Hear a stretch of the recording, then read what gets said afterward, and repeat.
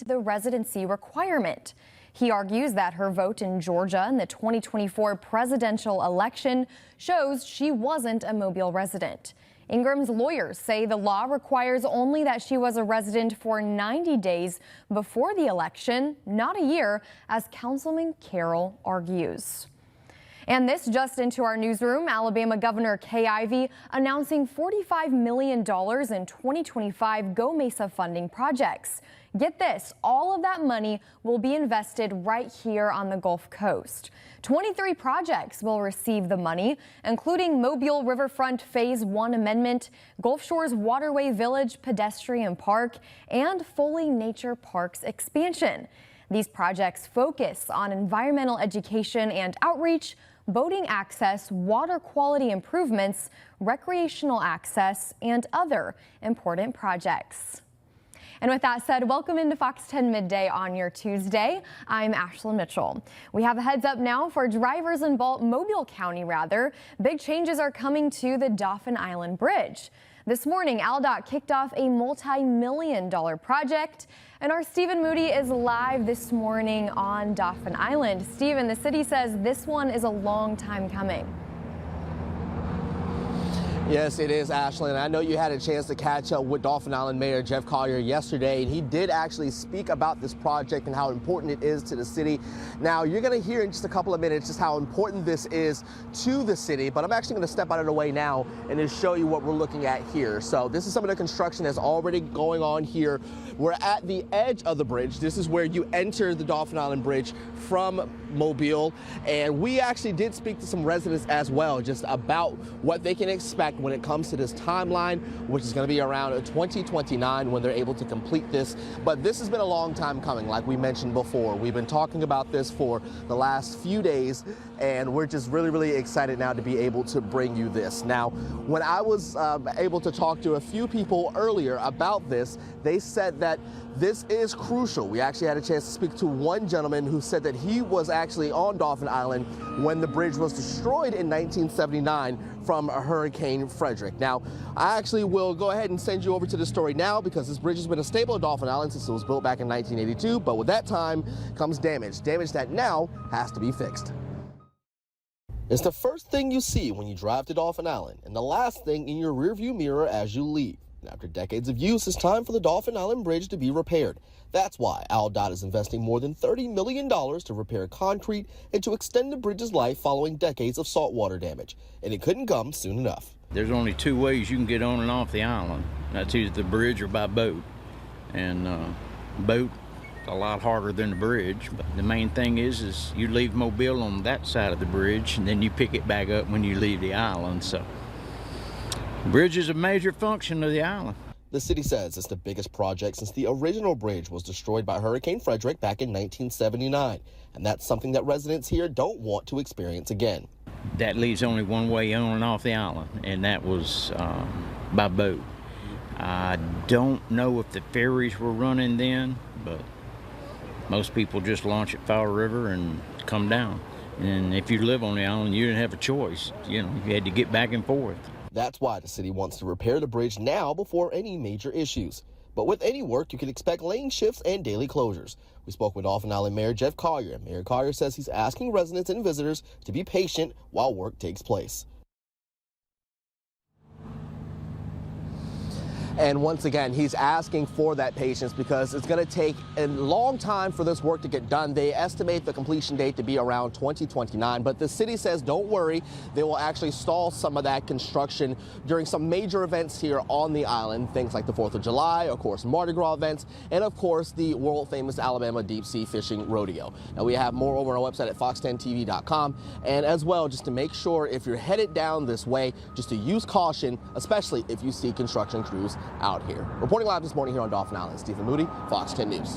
All right, Stephen, thanks so much for the update over there. Today, the Mobile Fire Rescue Department will start installing free smoke alarms in the Autumndale area.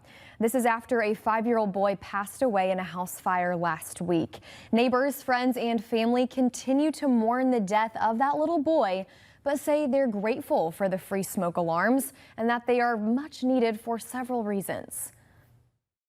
I think it's a good idea.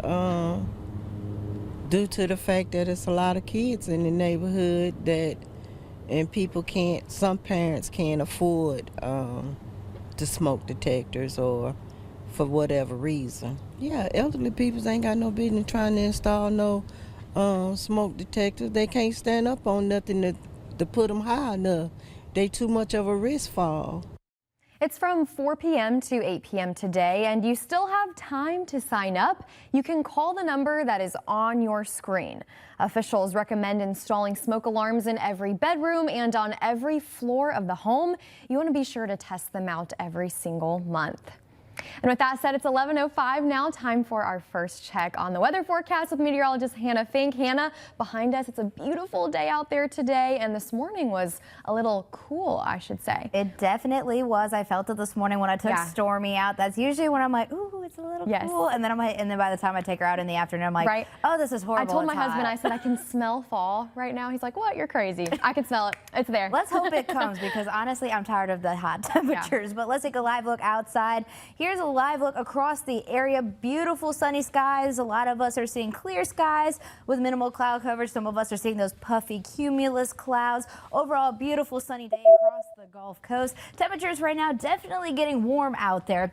A lot of us already in that 80-degree range. We have 81 in Lucedale, 83 in Mobile, 79 in Chatham, 83. I already said Mobile, my bad. 79 in Bay Minette, 79 in Navarre, 80 in Evergreen, and 77 in Grove Hill. And the heat is just going to continue to build throughout the day. We'll be in the upper 80s into this afternoon with that lingering humidity. Definitely going to feel like the lower 90s, adding about 2 to 3 degrees to the actual atmospheric temperature outside. That's because our dew points definitely a little bit close to that muggy category. Some of us are actually into it, as we have 70 degrees for a dew point, especially west of the bay. Lucedale's at 70, so is Calvert, as well as Chatham. A lot of us are in the upper 60s, so definitely getting close to that muggy category, feeling it as you're outside for prolonged periods of time. That's going to continue. Maybe we do drop down into the lower 60s into the afternoon near dinner time hours, but then it starts to build back up, getting close to that muggy category. Overall this afternoon, another very warm and sunny afternoon at that, grazing that 90-degree mark. We do see an increase in cloud coverage though, so maybe we'll provide us some shade. Overall, Futurecast is not showing much of a rain chance. Very, very small rain chance for places such as Atmore and Pensacola. We could see a rogue shower around 10 o'clock tonight, but as you can see, not all that impressive. Most of us are staying dry today as we make our way through our Tuesday into our Wednesday. One thing we are tracking, though, we have a wind shift coming in. As you can see, that starts tomorrow. We have that easterly wind starting tomorrow night. That's actually going to help us going into this weekend, bringing in drier air, but it will increase our rip current risk. I'll have more on that coming up. Hannah, thank you. As investigators comb through the rubble of a Mormon church in Michigan, worshipers are remembering the victims killed and honoring the heroes who saved lives during the deadly attack. Fox News multimedia reporter Caroline Elliott has this story.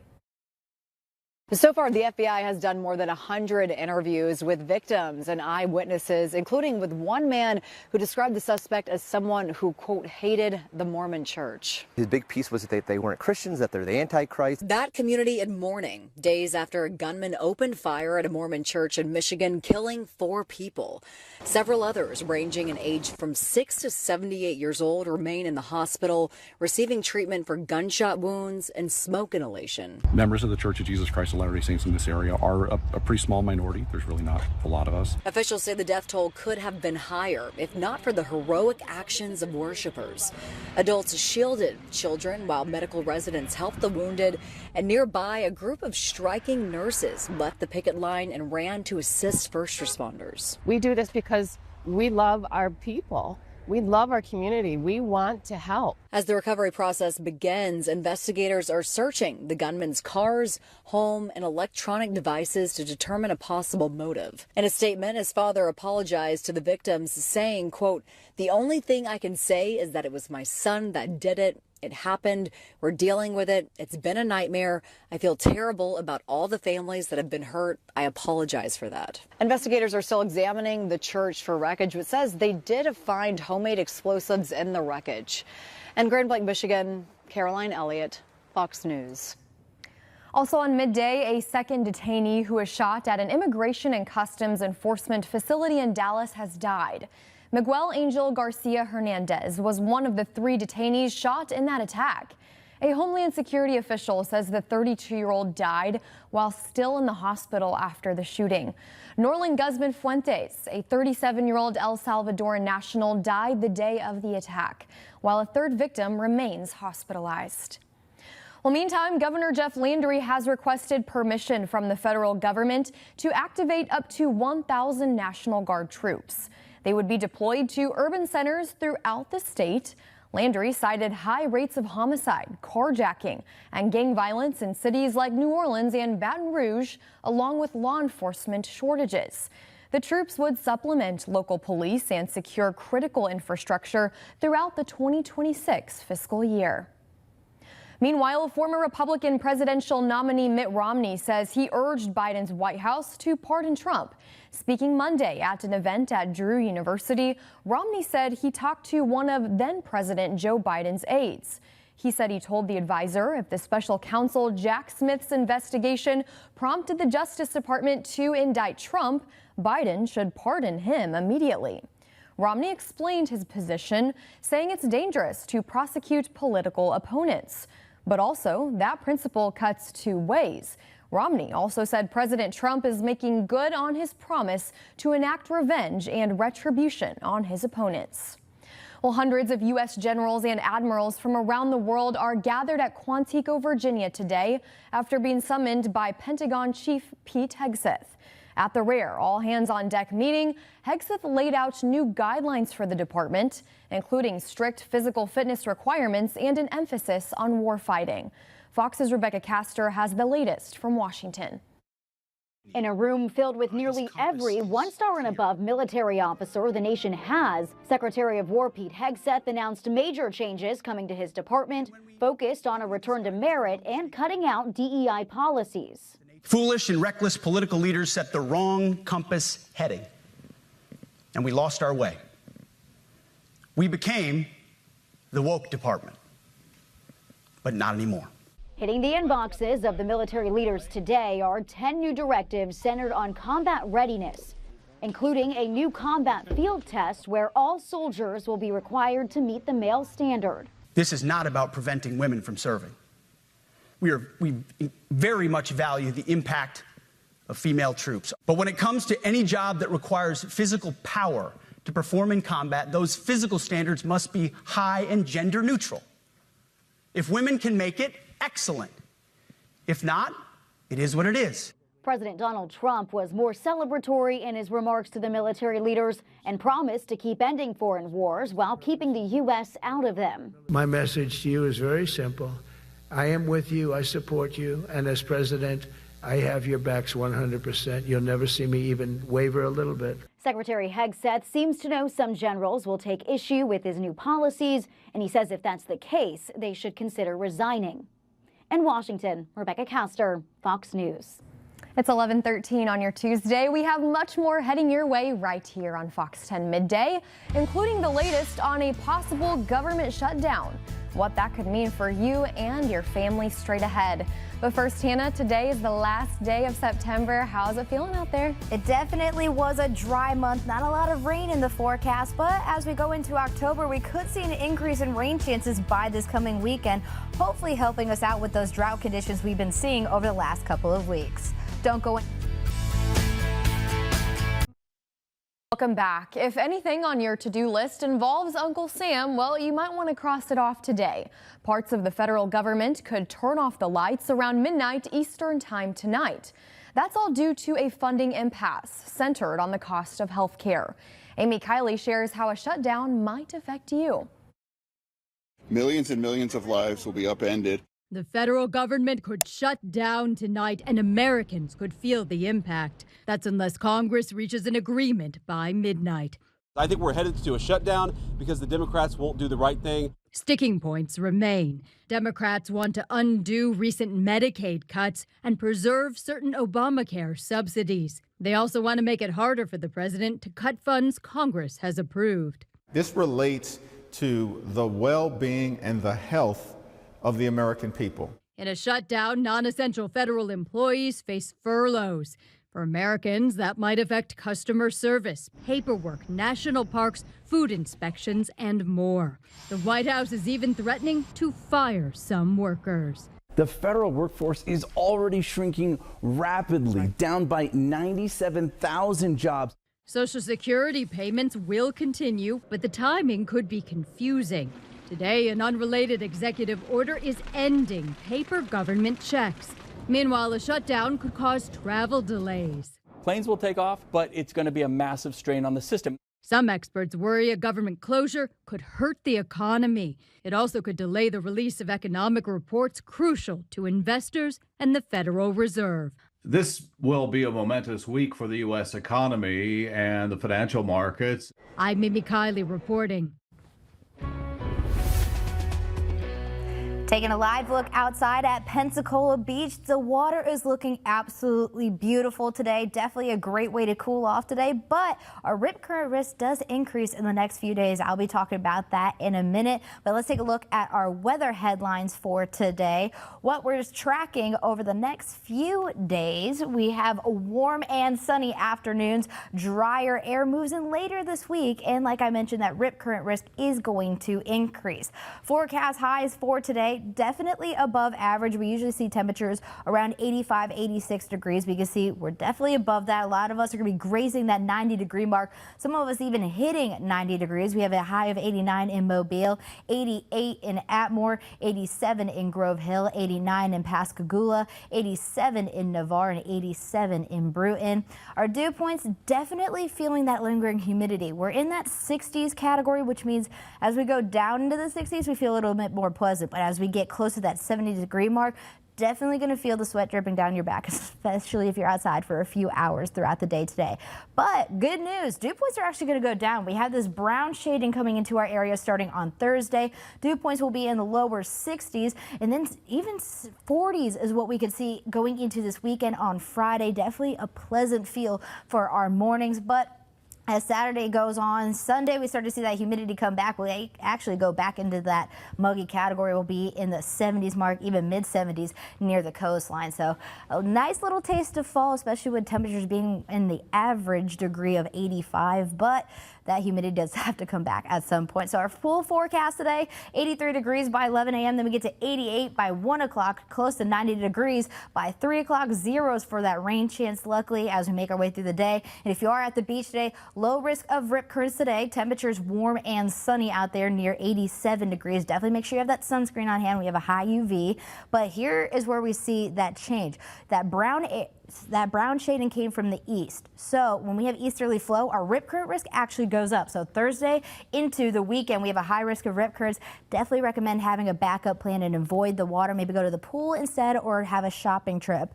But tropical, what we're seeing with our tropical outlook, we have Imelda as a hurricane now, likely to go back into the Atlantic. Humberto has gone down in category as well. It's likely to fizzle out in the next day or so. Here's a closer look at that Category 1 storm, 80-mile-per-hour winds for Humberto as of 10 a.m. this morning. Here's a look at its path, likely to become just a low-pressure system on Wednesday, and then just continuing as a Category 1 storm throughout our Tuesday. Here's Imelda, 80-mile-per-hour wind, still a Category 1 storm as of this morning, has gone down in pressure, moving northeast at 7 miles per hour. Its path is likely to continue and become a Category 2 storm on Wednesday, most likely taking energy from Humberto, which is why we'll see increasing in its strength, but overall likely to become a low-pressure system on Thursday. No impacts to our area at this time or in general for the next 7-day period, but we are seeing for our 7-day forecast, warm temperatures will continue. Wednesday is the first day of October. Definitely does not feel like fall, but temperatures do go down into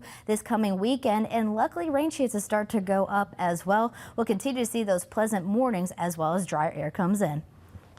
Hannah, thank you. We want to point you to the Fox 10 Gulfstream TV app. Suicide is one of the leading causes of death in the United States, and statistics show the raters are moving in the wrong direction. Sarah Wall talked to a doctor about how we can work to change that, what populations may be more at risk, and what the warning signs someone is having trouble, and the resources we have available here on the coast.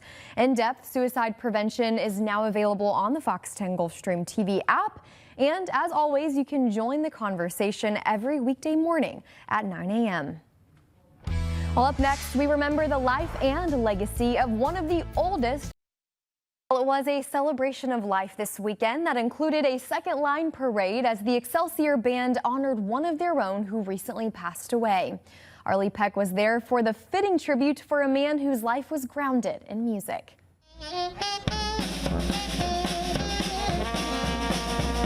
If the Port City had a soundtrack, the Excelsior Band would top the list. The Marching Jazz Band has been playing in Mobile since 1883. This weekend, they were playing for Frank Paquinette, who passed away 2 weeks ago. At 97, he was the oldest living member of the famed band. It's an honor to commemorate such a great musician, and I wish I had the honor to play with him. It's just an honor to be able to carry this legacy on. It's a legacy his family is very proud of. Parading out of Little Flower Catholic Church, his son tells me it doesn't get much better than the Excelsior Band. When I see the Excelsior Band, I just gleam with joy to know that my dad was a part of an iconic band like that here in Mobile. Our uncle, my great uncle, played in that band, and for my dad to be as young as he was, to play with the older band members, spoke volume for him, and just knew he was going to be extraordinary. I had the privilege of interviewing Mr. Paquinette 2.5 years ago. I played the trombone in the Excelsior Band. That's almost 100 years ago. His stories were like stepping back in time. This picture taken in 1944. That's 16-year-old Frank marching through downtown for the Boom Booms. When we was marching, we had to still be playing, and they had these guys walking by us with a torch, you know, and so we could read the music. But I didn't have to use one of those torches because I memorized all my music. He was what you call a musical genius, able to pick up any instrument. Piano was his favorite, eventually attending Chicago's American Conservatory of Music. While he loved music, the love for his family was everything. These are his 4 sons and his 2 daughters. As they look back on a life well lived, they say it's a happy day. Oh, he's overwhelmed. He's jumping for joy. I mean, he's on his piano, just wailing away, just rocking. Let's do it, Dad. Let's do it, baby. A legacy of music that, just like the Excelsior Band, will continue to live on. In Mobile, Lee Peck, Fox 10 News. I love all of the vibrant sights and sounds there. As a young boy, while still in school, Mr. Paquinette also played for music greats traveling through the Port City, including Dizzy Gillespie, Miles Davis, and even Ella Fitzgerald. Well, straight ahead now, Spotify CEO is leaving. We have that story and more coming up in your business headlines. Plus, Vanessa is checking out some trains over in Foley this morning. Find out where in Very Vanessa, coming up after this. I'm so ready for this tour. I have my engineer cab. I am here with museums manager Lindy White. Lindy, tell me about this museum here. So this is our historic depot. This building was built in 1909, and it has a little bit of a storied past, but it was moved off location. 20 years later, moved back. This is the original location it was built in, and guests can come see memorabilia from the L&N Railroad, from about all of our different crops that we did. At one time, laced potato chips, used all of Foley's potatoes. And then whenever the building was saved and taken off site and moved back, the story of Mr. Snook and some memorabilia from him. And this is actually just very central in the civic and economic development of the city of Foley, and guests can come enjoy it for free. This is so neat. Again, you have your photos here, you have your memorabilia, so people can learn about the importance the railroad system took part in here in Foley. Now, you have another area out here, right? Yes. Let's talk about that. We're going to our model train exhibit. And we also have, which you can see the children love playing on, we have a little playground train that was donated by the Caboose Club, who runs the model train exhibit. They use donations given to them to purchase this train. And so guests are very loyal and very enthusiastic. Yes, you have a train. few trains out here. Yes. I definitely want to get a ride on the front Yes, one. so in the front we have some full-size trains, and you can go in our caboose, and then there's steps up to our locomotive in the back. So cool. Okay, this next area, guys. Yeah. This right here. Tell me about this. What are we entering here? Okay, so this is our model train exhibit. It's 1,200 square foot of track, largely donated by a Montgomery attorney named Alan Goldman. And this building was built specifically for it by the city. The only condition Mr. Goldman had was that it be made available to the public for free. And so the Caboose Club runs this. This is a volunteer organization that is just made up of train enthusiasts. And they come in and they clean the tracks. They do mechanical upkeep, there's a lot of electrical components. They do some scratch builds. They put together kits. So this is what I like to call Anytown USA, and it's a representative of a town somewhere in like the 30s to the 50s. We have between 32 and 40 locomotives, and the guys rotate them out every 2 weeks. So you can come in just about any time and see different configurations. This is so cool. I'm sure children enjoy this area. People with children come in all the time because we have multi-levels of scavenger hunts that they can complete. And one of my favorite things on the scavenger hunt is the little T-Rex. He's up front now, but he moves, and sometimes he's difficult to find. And then we also have our potato shed, and we have a depot down at the other end, but this is kind of representative of a potato shed that would have been near the depot in the early 1900s. So neat. Now, of course, we have Mark and Steve here just making sure this is all functioning. Your volunteers, Yes, obviously. we could not do this without them. They are so invaluable, and we just love them and so grateful for their service. Now, Lindy, for anyone that wants more information about this exhibit or the Railroad Museum, where can they go? They can go to visitfoley.com. All of our hours are listed. The admission is free for everything we offer, but I would suggest looking closely because the hours for the model trains, because it is volunteer run, differ from the depot exhibit. So just carefully check those difference in hours. All right, guys, we're going to toss it back to the studio. I have to take a train ride. Is that okay? Yes. All right, guys, we're going to toss it back to the studio. Bye. Here's another live look outside at Fairhope Pier. Look at that nice breeze coming in, and then we have those beautiful blue skies. Have some increasing cloud coverage as we go into the afternoon, but overall a very warm afternoon with some lingering humidity. But good news. Let's take a look at our water vapor chart. So we have this shading of brown right over here over Georgia as well as Florida. That is behind that front that we had on Thursday, but we have a wind shift. So we have winds coming from the east. So that's going to actually be pushed back into our area starting later on this week. So we can see on our muggy meter, starting on Thursday, definitely go down in our humidity levels. We're going to start off in that lower humidity category. Wednesday, we start to see an adjustment as well, and that'll continue into the weekend, into Saturday. Moisture starts to build back in on Sunday. So we're going to enjoy those pleasant mornings while we can, and that's actually going to help our heat index value as well. Usually we add a few degrees to the temperature because of that lingering humidity. But as you can see, Thursday, Friday, as well as Saturday, we're in the upper 80s. So only a little warm out there. We're not near that hot category like we are for today, as well as for Wednesday. And our rain chances, we are still seeing those drought-like conditions. We're going to see zeros across the board over the next few days. Friday, we could start to see moisture come back into the area. That's why we have a 30% chance of rain on Saturday, 40% chance on Sunday as well as Monday. Those 2 days look to be the greatest chance we'll see any rain in the forecast.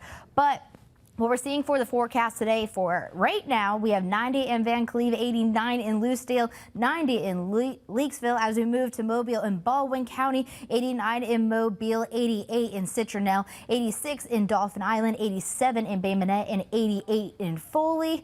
Moving into our more inland spots, we'll have 89 in Fruitdale, 88 in Jackson. We have 87 in Beatrice, and then 88 degrees in Bruton. And then for Northwest Florida, more of the same. We have 87 in Milton, 88 in Pensacola, 87 in Walnut Hill, and then 87 in Fort Walton Beach. A lot of us are going to see those partly cloudy skies into this afternoon. Taking a live look outside in Orange Beach, beautiful weather out there, 81 degrees, feels like 84 with lingering humidity. Over the next 10 hours over there, we'll get into the mid to upper 80s, partly cloudy skies, 83 degrees by the dinner time hours. We'll continue to see that northerly flow bring us a little bit of a breeze on this hot day.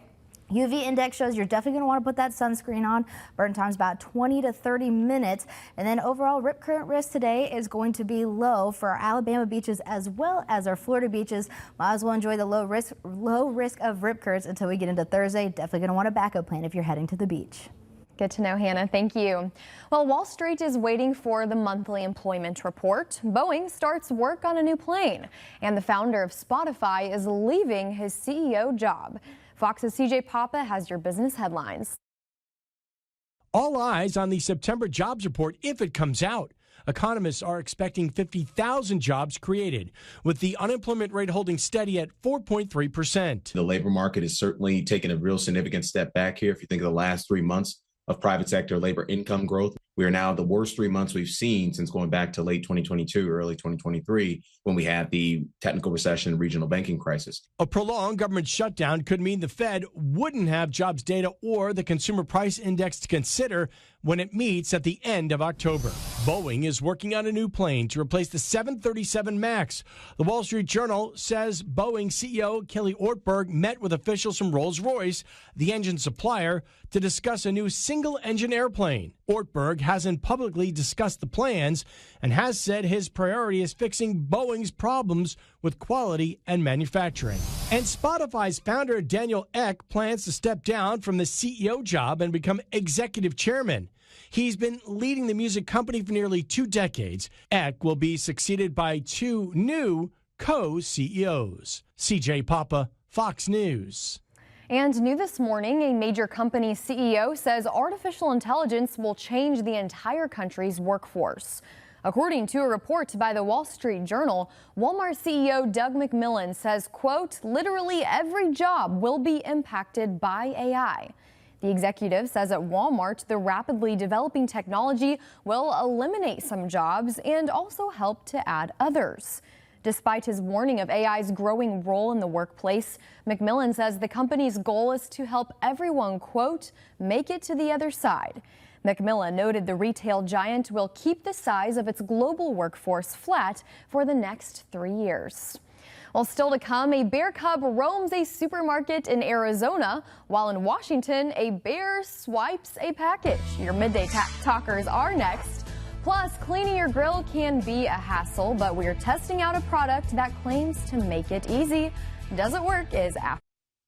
Welcome back. The Washington Department of Fish and Wildlife is warning residents to be on the lookout for porch pirates. But it's not your typical porch pirate. Yeah, take a look as this bear is seen taking a package off of someone's porch. It is hibernation season for the bear, so they are on the search for food. The department says the bear snagged a sweater off the porch and not anything edible. Okay, he's pretty fluffy. Didn't really need that sweater necessarily. He might have thought it was food. Honestly, I'd be very disappointed if there was no food and I grabbed a sweater instead. This looks like a video that would be taken in Saraland, Alabama as well. We've been, Claudia Nichols had that special report on black bears, and just seeing all of the fun videos. Black bears, I've learned, are pretty spunky. They have a lot of personality. They really do, and I feel like every time we have a story on the bears, it's always something different, and they usually did something out of pocket. Yeah, they're always stealing something, showing up where they're not supposed to be, but typically fairly docile from what we're seeing. Well, there's yet another bear sighting in Oro Valley, Arizona, this time in a local grocery store that left residents and law enforcement on high alert. Charlie Alcoy was on his way home from Catalina State Park when he decided to stop at the store. He didn't have any luck getting photos of wildlife at the park, but he was in for a surprise when he entered his local Fry's. Alcoy spotted a bear cub running around. Look at that. He says there were about a dozen people in the store, but the bear didn't approach anyone and no one was hurt. Mark Freiberg with Arizona Game and Fish says that's because black bears typically try to avoid people. Yeah, the bear cub ran off into a Starbucks drive-thru and was unable to be found once Game and Fish arrived to help police officers. Once again, an out-of-pocket situation involving a little black bear. I think that was the thing that stood out to me the most. But he's so cute. Can you see? Look at his little paws running around. I'll be like, can we take it home? I would ask to take it home and I would try to feed it. I know you're not supposed to do right? that. I mean, it's basically the Stormy, same I have a new friend for you. It's Would a she like bear. that? I don't think so. I don't think she would love that. She's like, definitely has only child syndrome. I was about to say, my dog is also an only child. We'll keep it that way. But researchers in Texas say they've identified the first known wild hybrid between a blue jay and a green jay.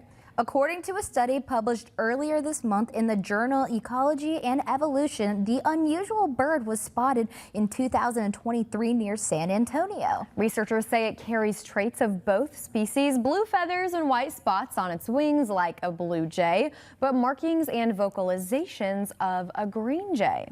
Genetic testing confirmed the offspring came from a male blue jay and a female green jay. And scientists believe this hybrid is the result of the two species' habitat ranges overlapping for the first time, driven in part by climate change. They call the discovery a biological curveball since blue and green jays are not closely related and usually form long-term bonds within their own species. Only one other example of a blue jay-green jay hybrid exists, and it was born in captivity in the 1960s. I didn't even know that green jays existed. I've never heard of a green jay. Are they green? Yeah, there's one on the right side. Oh, okay, there we go. Right, yes, I'm like, I've never heard of that. Green color. What's so funny is it almost looks fake by like how green it is. I've never seen a green bird before. It's so bright. That is so interesting. I have some, okay, I'm not a bird hater, but some ill feelings towards birds. So Claudia, my sister, who also works at Fox 10, had two birds growing up, two parakeets. One's name was Tweety, the other one was Lincoln, and they were obnoxious. They looked very similar to these birds, but my experience with birds, not great. They kept me up every single night. Mine is not great. Me and my mom, I wouldn't say, my mom definitely has a fear of birds. Yeah. I wouldn't say I have a fear of them. I'm definitely not a big fan. There was one time I was walking to class, and if I walked a step closer, it would have pooped on my head. There was poop on my phone as I'm walking to my math class. And overall, I'm just, I just let them be. I understand.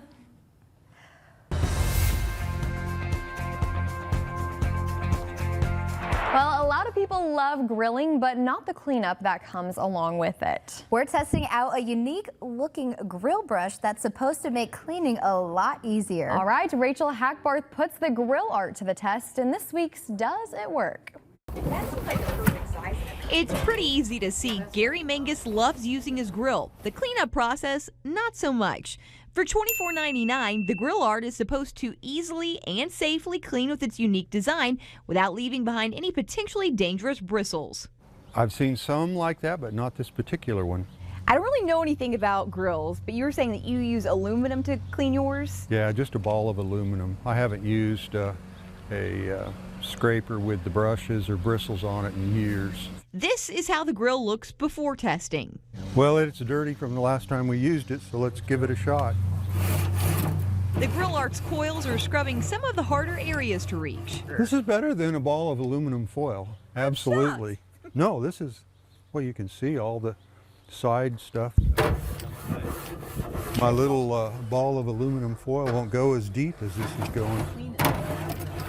As for the claim that the grill art is safe to use, that doesn't look like, you know, the bristles will come off into your food. Yeah. Or whatever. And it did a good job for being cold. If it would have been hot, it would have cleaned even better. this is how the grill looks just a couple of minutes after cleaning. Gary likes it a lot. Might think about keeping this one or buying one. All righty, well, so you think it works? Yes. For Does It Work? I'm Rachel Ackbarth. Welcome back. A big milestone for a fit senior citizen. The 74-year-old runner from Iowa completed his 100th marathon over the weekend. Here's the amazing moment at the Quad Cities Marathon. Something I can look back and say, hey, I was able to do something that is fairly unusual. For most runners, finishing a marathon is the achievement of a lifetime. But for one Quad Cities native, today's finish line marked his 100th marathon. My mom called me up and said, you're not stopping at 10. I said, what? What do you mean? She said, well, guess what they're starting in your hometown? The Quad Cities Marathon. Mike Oliver crossed the line in downtown Moline Sunday morning, capping off a journey that's taken him across the country. But he says nothing beats the views of the Mississippi. A lot of folks hear about the Boston Marathon. It's okay as far as scenery and whatnot, but it's got nothing to compare with like the Great Mississippi and going over these beautiful long bridges and the Arsenal Island and the golf course nearby. Just last year, he reached a huge goal, running a marathon in all 50 states and Washington, D.C. Some of them were pretty intriguing and interesting, with nice scenic routes, for example. The one in Redding, California was a very, it was very challenging because there were a lot of hills involved. Oliver has also been a fixture at the Quad Cities Marathon, running every single one since the event began 20 years ago. After that, I thought, wait a minute, I've done the first. If I keep going, sooner or later, there'll be fewer of us that have done them all. So we're now down to 11 of us. So we call ourselves the Interstate Road Warriors because we do go from Illinois into Iowa and then back again. And he doesn't plan on slowing down anytime soon. I need to stay in shape well enough to keep on doing the Quad Cities Marathon. You know, at the spaghetti dinner, you know, hey, if you've done all of them, stand up, to be the last man standing. What an incredible, incredible story there. It's time for 3 to know before you go today. OpenAI makes online shopping more convenient with its AI chatbot. The company announced it's adding instant checkout feature to ChatGPT, and this feature will allow users to purchase products in the chat without having to leave the app. OpenAI says ChatGPT will receive a small fee from merchants once a transaction is made in that app. And then a tax credit on electric vehicles is set to expire. The IRS announced a $7,500 credit for new, pre-owned, and qualified commercial vehicles will expire at midnight tonight. The announcement comes as a measure in the Trump-led Big Beautiful Bill that passed in July, mandated the federal credit to expire at the end of September. The tax credit was first passed by Congress to encourage more EV sales by making them more affordable. The IRS says any vehicle put in service after September 30th will no longer be eligible for that credit. And then finally, an honor for a music legend. A statue of Tina Turner is unveiled in the late singer's hometown of Brownsville, Tennessee. The statue depicts Turner holding a microphone, singing on stage, located steps from where Turner attended high school. Turner died in 2023 at her home in Switzerland. She was 83 years old, and Brownsville, where the statue is located, is about 60 miles northeast of Memphis. I'm a big Tina Turner fan, so what an amazing tribute to her. I love seeing stuff like that, especially in their hometowns. Maybe one day we'll get that in Maybe our one hometowns. day. I'm just Let's kidding. talk about the weather first, though. Yes, day planner, plenty of sunshine, another above average day with lingering humidity. Could see some increasing cloud coverage by the afternoon. The one thing that is big with our weather right now is we have that easterly flow, bringing in drier air, so lower humidity, but it will affect our rip current risk. So if you are heading to the beach this weekend, maybe have a backup plan just in case. Well, happy last day of September. Stick around for Fox 10 Live at 3 o'clock. We're trying a pretty interesting treat. We'll see you then.